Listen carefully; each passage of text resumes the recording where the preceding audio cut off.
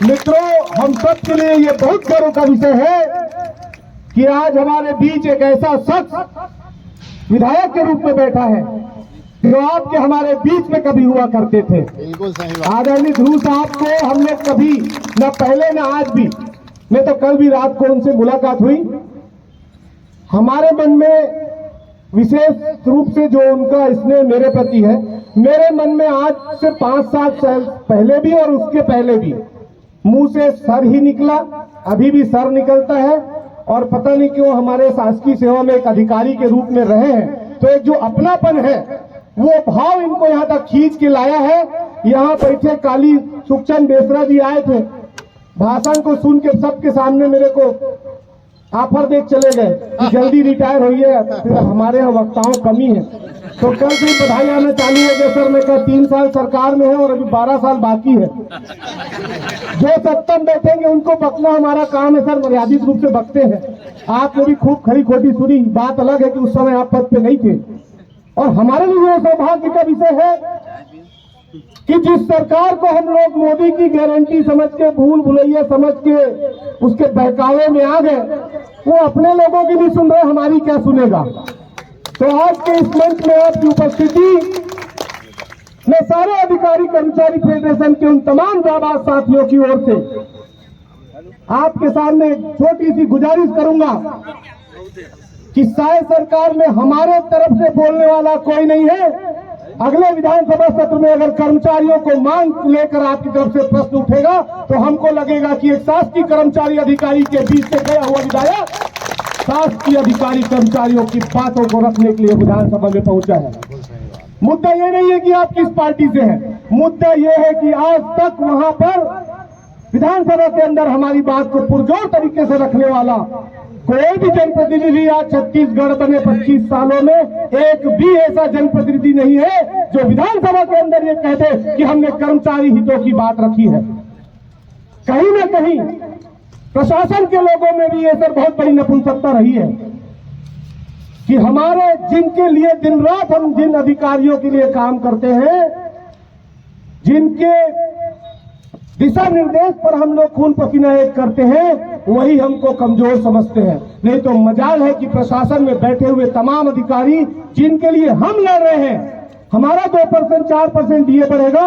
मैं लगातार 2 दिन से इस बात को रख रहा हूं कि हम 2-4 हजार से लाभान्वित होंगे साहब, लेकिन आप लोग हजारों लाखों में लाभान्वित होंगे। लेकिन हमारी बात रखने वाला कोई नहीं है। आपके आगमन से इस बात से हम आश्वस्त हो रहे हैं और हमको उम्मीद भी है। मैं बार बार इसको जितनी बार कहूंगा वो कम है कि हमको गर्व होता है कि जनक ध्रुव जैसा एक खेल अधिकारी, क्रीड़ा अधिकारी आज विधानसभा में बैठा है। जिस दिन आप विधानसभा में बैठेंगे सत्र के दौरान और जब भी पिंजरा के इस ऐतिहासिक गांधी मैदान के इस पेंडाल को याद करेंगे, मैं नहीं समझता कि आप अपने आप को रोक पाएंगे। हम सारे अधिकारी कर्मचारी बहुत आशा भरी निगाह से आपकी तरफ देख रहे हैं कि जितनी वेतन विसंगति की मांगे, हमारी 11 सूत्री मांगे हैं, कृपा करके उस पर भी अपनी आवाज बुलंद करें। सारे अधिकारी कर्मचारी फेडरेशन के छोटे छोटे कर्मचारी से लेकर बड़े अधिकारी तक की दुआएं आपके साथ है। मामूली से जनपद के सीओ जो पीएचडी पास करके आते, जिनको अनुभव नहीं होता है, वो सचिव से सवाल जवाब करते हैं और जब उनकी अंतरात्मा झोंकती है तब भीमा मंडावी जैसा एक विधायक वहां से तैयार होता है। लेकिन इस सरकार का दुर्भाग्य, हमारा दुर्भाग्य है कि उच्च स्तर के प्रशासनिक पदों पर रहने वाला एक अधिकारी जो छत्तीसगढ़ के पूरे खजाने पे कुंडली मार के बैठा है, आज भी जब प्रशासन में थे तब भी और आज भी जब वो जनप्रतिनिधि के रूप में विधानसभा में बैठे हैं, आज भी कर्मचारियों को नकारा, निकम्मा और कामचोर समझते हैं। ये दुर्भाग्य है हमारा।